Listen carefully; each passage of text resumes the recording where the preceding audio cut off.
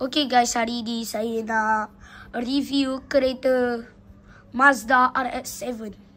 Okay, ni Mazda RX-7 ni dia warna gold, memang cantik lah.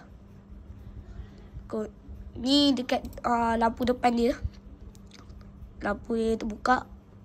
Tu dekat nombor plate tu ada tulisan RX-7. So dekat enjin dia ni ada stiker oleh Super G. Dia cantik. Tu ada carbon fiber. Kat tepi dia pun ada carbon fiber.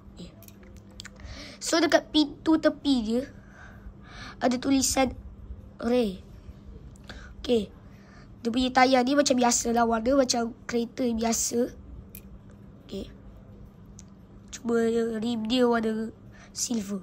Okay, dekat belakang pula, spoiler dia memang tinggi. So kat bawah ni dia ada carbon fiber. Dekat nombor plate tu dia ada tulis RX-7. Tu lampu dia.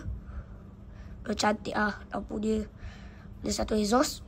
Okay, so dia beri tepi. Sampai situ je lah saya dah cerita pasal apa Mazda RX-7. Okay, bila-bila saya akan review lagi mainan atau kereta lain. Okay guys, bye.